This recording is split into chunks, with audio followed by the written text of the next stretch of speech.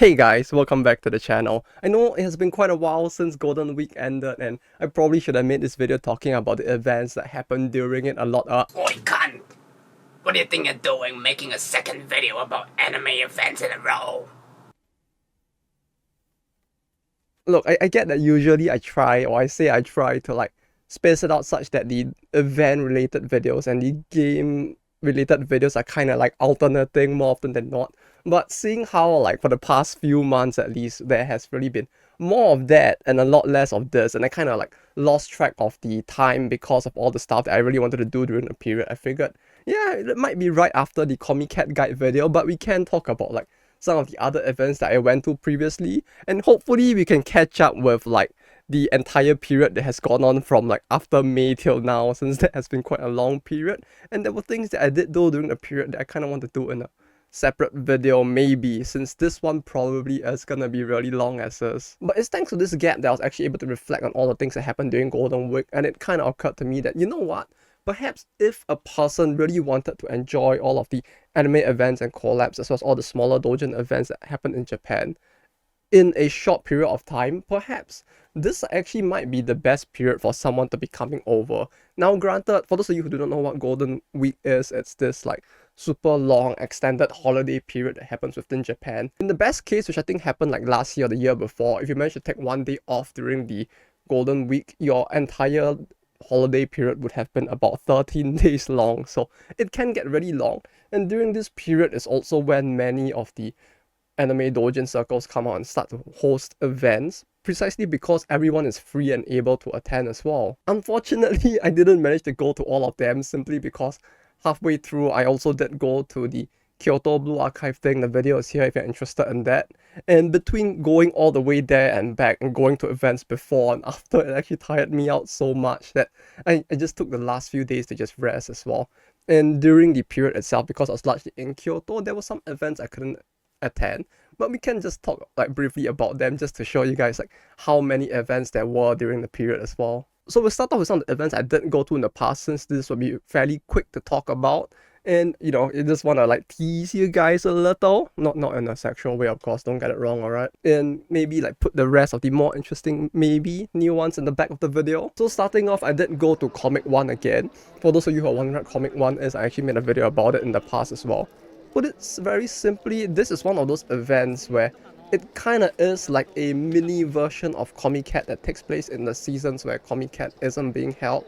There used to be more events just like this as well, but most of them have, like during the pandemic, actually ceased to hold the event, and it didn't really pick up again after the pandemic, precisely because many of the online stores that stock many of these doujin goods as well as books have actually ramped up their game during the pandemic. And so many of the smaller events that kind of had very overlapping identities as just the smaller Comic Cat actually ended up dying out in the process. And Comic 1 is one of the few that seems to have survived in spite of all of that.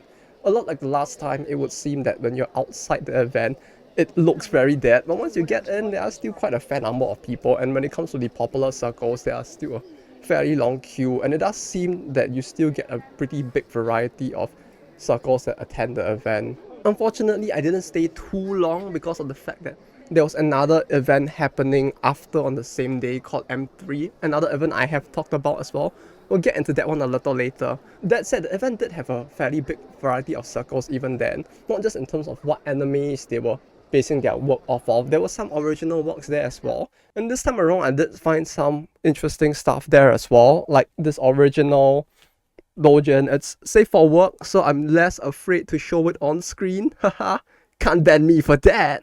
But yeah, there's a lot of like safe for work doujins that can be found at this event as well, where people try to push their own unique series or that they're trying to create as well. And this one is just about like some nerd who accidentally became like the leader of one of those old school like Banchou like school gangs that you used to have in older animes. You know stuff like Kenka Banchou, stuff like that. Am I too old for knowing stuff like that at this point?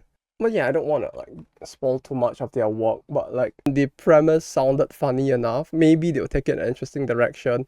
And I found the art to be, well, not the best. It actually is of fairly high quality as well, and I found the whole plot, like she doesn't have that much of that kind of plot. Don't be weird now. but the plot to be kind of interesting as well. It reminded me a bit of like the one Sin Young Man gag where they were talking to Jesus in like the onsen and they kind of mistook him for like a Yakuza boss for some reason. It has that kind of vibes which I enjoy. So oddly enough, in spite of the fact that the event that I was going to next in the same day was M3, which is a music focused event, so you would think that all the music circles would be there. There was actually one in Comic One instead. The album cover is kind of on a clear file, which they also gave out with it, so it's a very waifu-y. I mean, personally for me, it feels a little like, yeah, it's nice, but it's the kind of thing where when I'm looking at a music circle, it always feels a little weird to just see them push the art more than the music first. Since with this circle, the way that they try to get people to listen to the music is very different from those at M3. I feel like with M3, because it's a music event, the circles are more dedicated to the idea of like getting people to listen to the music instead. Whereas with Comic One, it has the word comic literally in its name, so maybe they didn't expect people to focus on that as much. So when I go to M3, usually what happens is that they would let you listen to the music on the spot. Like they actually have an entire setup prepped. So like if you were to look at their album and be like, can I listen to that? They can easily prep and just give it to you to listen to on the spot. So everything is fast and you can enjoy the music. But with Comic One, many of the music circles I saw, they would just give you a QR code or just direct you to the YouTube channel and ask you to listen to it there instead, which with an event at Comic One, sometimes the internet can get a little wonky and it takes like, extra steps to just fumble out your phone and search up the circle or like try to scan a QR code that may not scan. So the whole process felt, while it's not that much more of a pain, it does feel like it could actually just potentially drive people away from the music instead.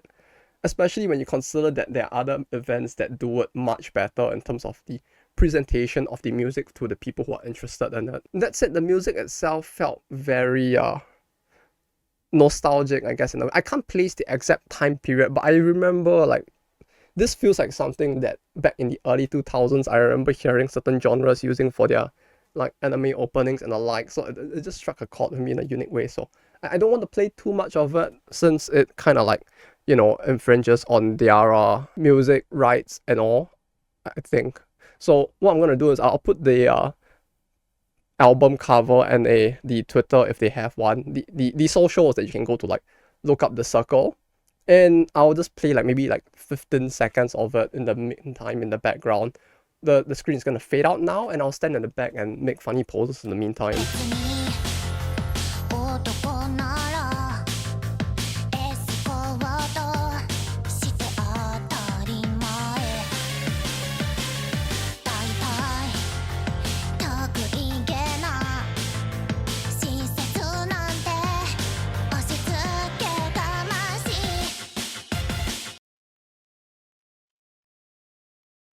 No, you're back. Okay. But yeah, when it comes to Comic One, I still feel like my stance on it stays about the same, which is that it's interesting to see the variety at the event, but it doesn't have the same level of impact as going to something like one of the Blue Archive specific events or to the like Ponycat where they have very specific few series that are attending and all of the other events like this. Because with those, you kind of go there with the expectation of you will probably find some stuff that you really like for the series that you really like. But yeah, considering the fact that there are many more events during the period as well, I feel like if you're gonna come, you may as well just go to this along with everything else and just see everything that there is to see here, as you can find some fairly interesting stuff still. Next up, right after Comic One, I went on to M3, which thankfully wasn't too far away. I would say that the only reason why I arrived there slightly later than expected was because of how did that get there?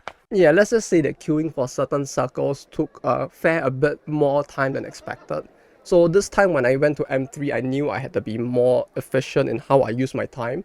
So the good thing is that compared to the last time around, I kind of had goals of some of the circles that I really wanted to go to as well.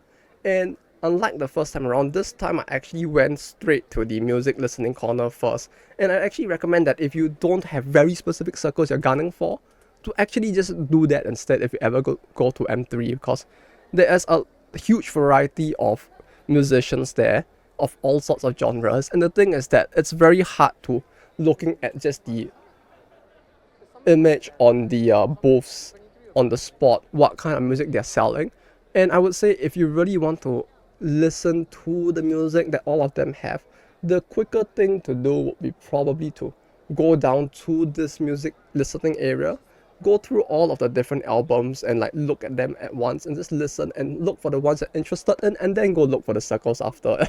It feels like a lot more efficient of a way to go about it simply because of how packed the halls get at times, and as a result how tough it is to slowly browse one by one, especially for those of you who like me sometimes just wants to chill a little when there are a bunch of people standing around you both on the circle side and on the other side waiting for you to listen to the music and just to say like no thanks, it's not for me. It's kind of awkward, so I recommend just doing that first instead. But yeah, for me this was great because many of the bands that I actually missed out the previous time, like for Alistopia, the band that I mentioned that I really liked the music for, they actually turned up this time, and thanks to that I actually managed to get the album. And not only that, they actually have a pretty cool shirt as well. It feels a little weird wearing black with on white and having another black on white here. It makes it feel like I don't really think about what I wear. But for those of you who want to know what their music sounds like, I recommend just going back to the previous video. I did have a little segment talking about them there and showcasing just a little bit of it. But yeah, there was another band that I actually at the time really wanted to find, but I just couldn't because the name was really weird, and it took me quite a fair bit of time looking for them here as well. The only thing that stood out to me at the time was the band's album covers, so it made trying to Google them really hard because I couldn't remember the full name. But it's precisely thanks to the fact that they have this like listening corner that I could go back, scroll through everything hoping to find the band, and I got lucky there. But yeah, the band whose music I was really looking for was one called Dr. Ardvark Project, Dr. Ardvark Works. As you can see, the name isn't very Japanese, so it was a little... I don't even know if this is an actual word, but they basically do like progressive alternative metal. The music, in a way, it actually reminds me a lot more of like 80s, 90s progressive or alternative metal that came from the US. Although, then again, the people in the band itself were all fairly old. They didn't want their pictures taken, so I don't really have any, but they look like the kind of people who probably were really interested in that genre of music, and so this might have impacted the type of music that they ended up creating as well.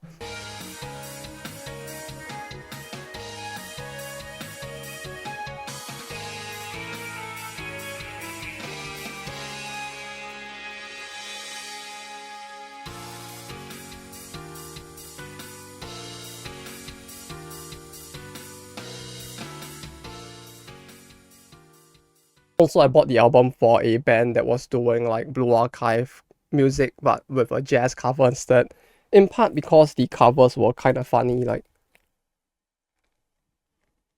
for those of you who listen to jazz, you might know what this is supposed to be based off of. If you know, you know. If you don't, I'll put a link to the thing in the description so you guys can get in on the joke as well. But yeah, and I do believe they actually had their own separate jazz covers for other series as well as having their own original music as well, so it was pretty cool. I saw the file and I was like, this is a little bit of a cute and funny, so let's just get it instead.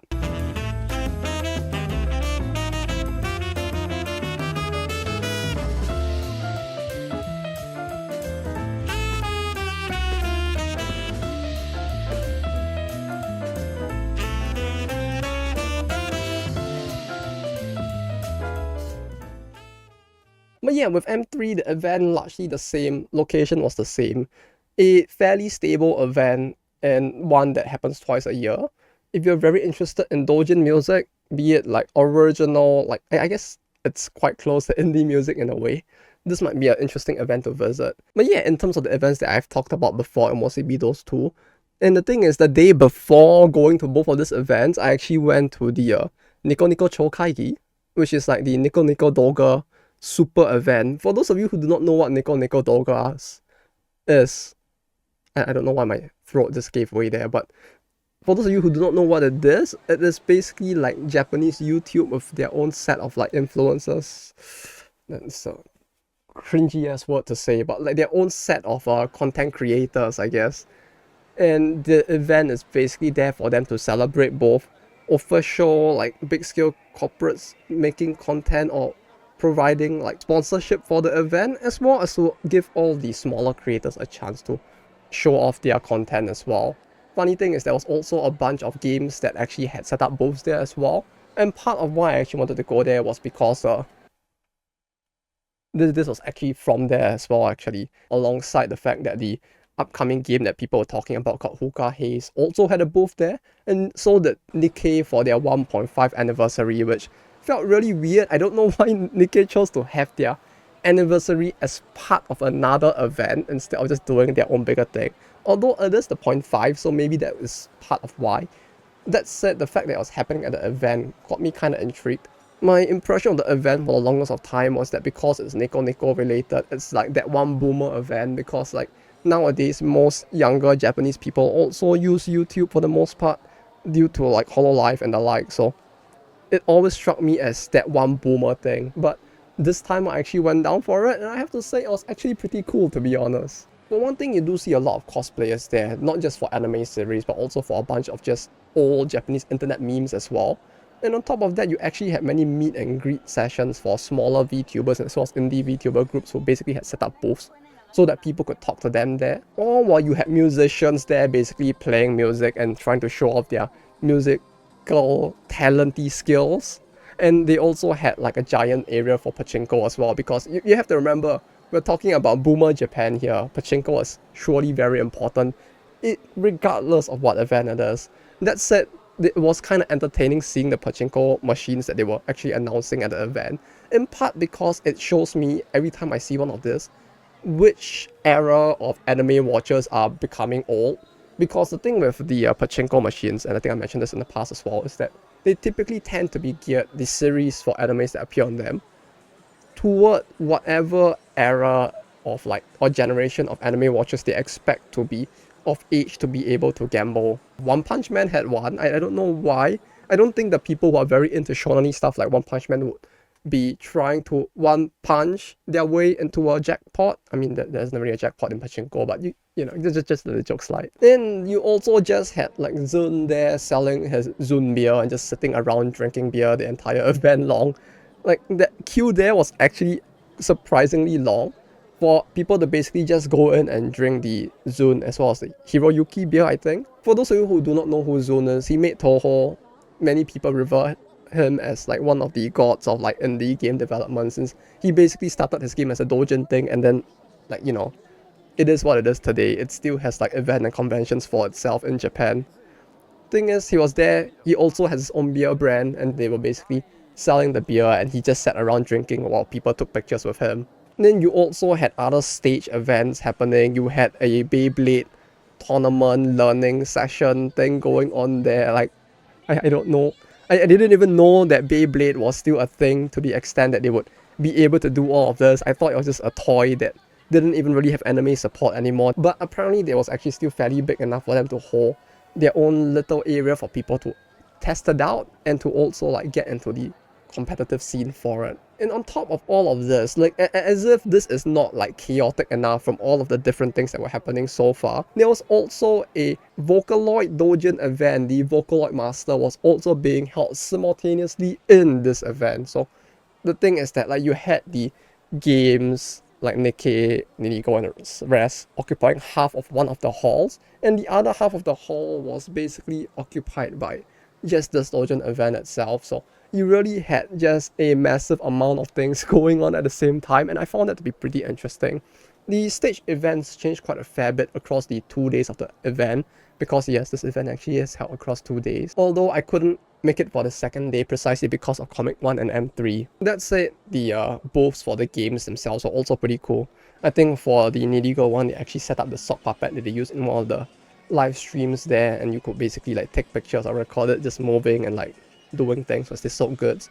Nikkei had a fairly big like castle looking booth, and you had like 4 different events happening at each quarter of it. But yeah, unfortunately I didn't buy too much at the Vocaloid booth, simply due to the fact that I had already overspent just buying the Nidigo stuff and spending a little too much money on Zun beer as well as trying to get food there, so didn't really manage to get too much from the Doujin event. But overall, it was very interesting to see that the Vocaloid community was still as big as it is, and on top of that, The sheer level of chaos at this event, you know, I can kind of vibe with it, considering the fact that my room is just about as chaotic when you think about it. And it's not just that, I guess my schedule is as well, so like, yeah, clearly my kind of place. And in a way, this level of chaos was also what made it kind of interesting to go to, since if you don't like look up everything that's going to happen in the event beforehand, you can bet you'll probably be in for quite a fair bit of a surprise there. Unfortunately, you don't really see like very massive like YouTubers and like there, like no shit. But overall, the event was a pretty fun experience. Although I have to say the tickets were a little pricey, not as bad as something like Anime Japan, and it held an event that, in terms of the sheer scale, the size of the event was about the same, but at the same time, it didn't feel like the kind of event that ought to have been that pricey even then. Goods.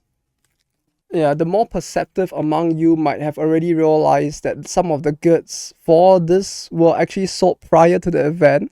Yeah, the thing was that I actually missed out the purchase period, so the weird thing is that they had the pre-orders for the goods before the period, and then they cut it before the event, and then you could purchase it at the event site itself. So in the end, I kind of still could get all of the stuff. It just felt a little weird that they did it in this manner. That said, I would recommend actually going for this event if you're actually here during the period itself. The chaos of it actually makes it a very interesting event to just visit in general. And for all you know, some of the series that you might be interested in may also happen to be... Something just moved below me. I hope it's nothing serious, but... You never know, the series that you like may very well be doing something there, so I recommend checking out the schedule if you really want to like figure out what's going on there beforehand before committing to the ticket.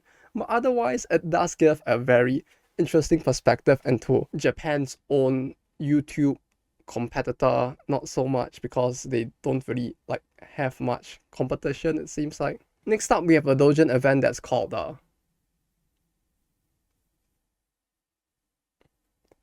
Mate, no, bro. You gotta come up with like a shorter, more easy to remember name than that. Come on now. Rikukaikumagoudouenshuufurenzu. Yeah, I don't know either. It really feels like they could have gone for a much shorter, easier to remember name. But this is Japan we're talking about, right?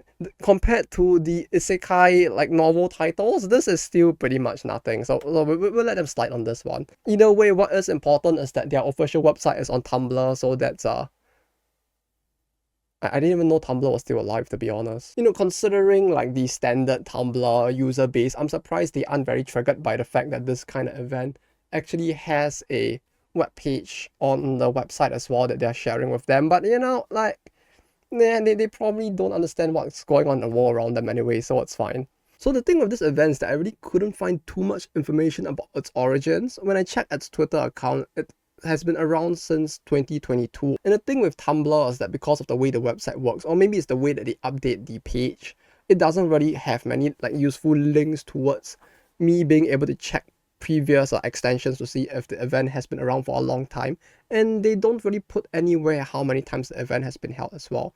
But that said, looking at the name of the event as well as the IPs, the series that are involved in it, the most I can gather is that it's an event that started with a more like military series, well, like some of the series that have like some level of magic and military themes. I tried using the Wayback Machine as well to try and dig even further back to see if I could find more information about the event, and it seems that when I did that, I actually managed to find information going all the way back to 2019. Still not that far back, but at the very least this hints towards it having at least 5 years of heritage or history behind it as well. So stuff like Kankole, Azure Lane, Strike Witches, Ghost and Panzer seem to make up what were initially there.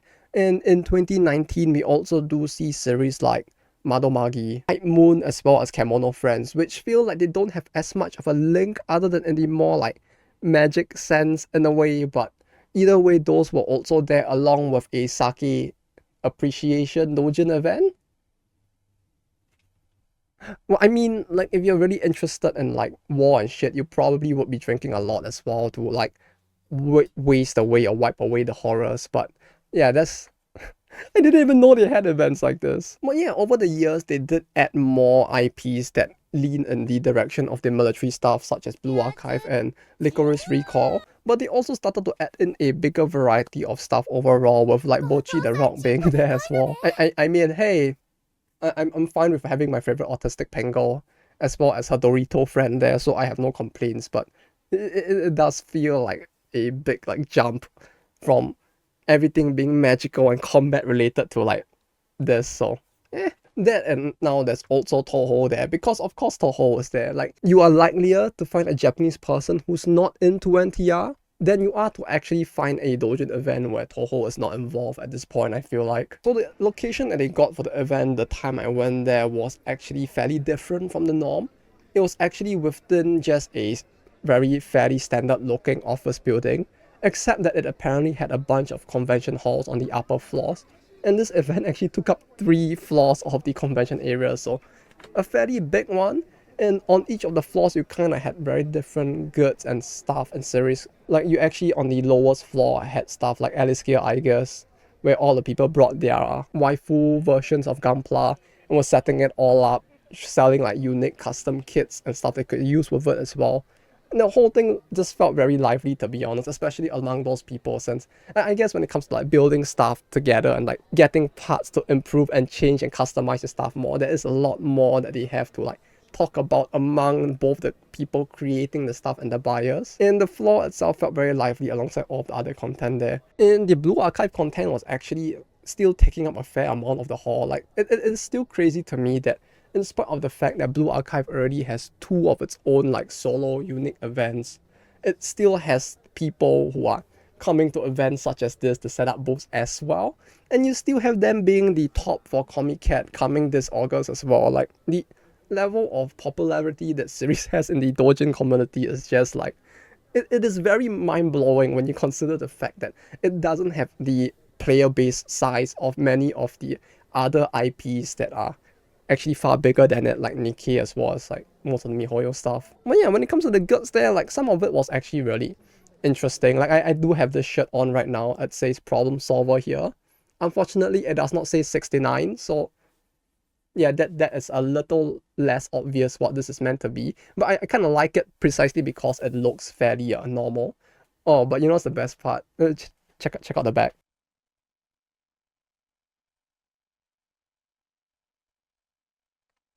It's very metal. I really do like it a lot precisely because of that. It's one of those things that as a metalhead, I can just wear around and not get judged for, while people who know will definitely know, both because of like this and that. And it's also easier for me to hide in situations where, you know, I need to be a bit more serious for some weird reason, even though I'm wearing a t-shirt to begin with. Also found this Bocchi the Rock flip book, which, come to think of it, buying only 1 copy of it was a little bit of a waste, since like I kind of realized after buying the flip book that I kind of don't really want to flip it too much, since for those of you who have had a flip book in the past, you know how it like frays over time because of the amount that you flip it. I was kind of worried about that with this as well. I don't know how well I can show it on the and it's also 2-sided, so you have like one side for Bocchi and her sister, and the other side is like Dorito doing the Dorito things. There were actually more, but I figured like I only really wanted to, I didn't want to buy too many of it. So I just bought one simple one like this. It really feels like it would have been easier if the book itself, if this was slightly smaller to make it easier to flip, or if it was horizontal instead of vertical. I feel like it would have been easier to do this, than to do like this. And if the entire book had been maybe half the size, like maybe like half the size, it probably would have flipped a lot better as well. I feel like it flips a little tough because of its size, but that aside, I do look like my autism girl and her Dorito friend, so that works out just fine. And I did also manage to get this like Noa passcase for Blue Archive. Truth be told, I got it in part because I really wanted the bookmark that came with it more so than anything else. If any of you actually want this, I'll probably put like a little giveaway thing in the Discord at the end of all of this, and I'll put this up for it perhaps. So any of you who prefer or who have like Noah as your big waifu and want it, I'll send it to you for free. But we'll see who gets it in the end on the Discord, so feel free to join if you're not there yet. But yeah, I did find a bunch of interesting things and got a bunch of interesting stuff there, so overall, I would say that the event was pretty interesting. There's a lot to see. They even had a little like Nerf gun shooting gallery thing going on as well, where you could like basically pay to try to use the Nerf gun to hit a bunch of targets, and they had a bunch of different Nerf guns there. And if you actually manage to hit the thing, it actually won a prize. I think the whole thing cost like 500 yen to do. Overall, it really added to the whole vibe of this being like an event with its roots and like those like more army or gun focused like animes and series in general. So it was pretty cool to see that they actually had a mini event like this going on at the venue itself. Although I can only imagine that like it was probably really tough for whoever had to sit around and just pick up Nerf darts the entire time. And yeah, I guess those were the bigger events that I went to during Golden Week itself. After this event, I basically went over to the Blue Archive thing once again in Kyoto for 3 days and just relaxed there. And when I came back, I was so tired from like these 6 days of non-stop doing stuff and climbing up mountains and stuff that I just decided to take the last 2 days of the week off. And as a result, I didn't really get to experience some of the events that happened during this period, because I've talked about 4 over here, but the thing is that this isn't it. You still have many other events as well, both in Kyoto, Osaka, as well as in Tokyo itself for Doujin events. You had Reitaisai, you had Super Comic City, you had Game Market, you had Kowane no Utage, which is an event specifically for synthesizer, voice synthesizer things like your Zundamon and all of those. And you had countless like anime collabs, probably most of which I didn't manage to keep track of because I wasn't even like free to do like non-Doujin related stuff during the period itself. You really do have a just endless amount of events going on. Like I wish I could like clone myself, but even if I manage to clone myself, I feel like 2 of me isn't enough to go to all of these events alone. That's just how many there are.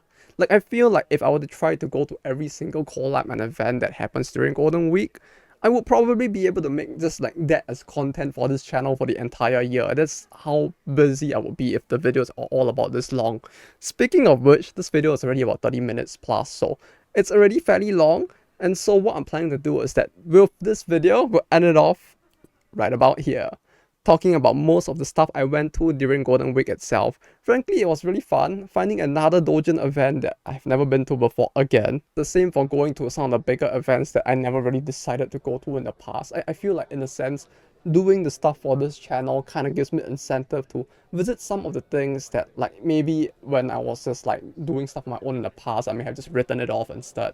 But now, as I'm trying to experience all of it, I do feel like it's really fun and interesting to just go to all the stuff that happens just during Golden Week itself.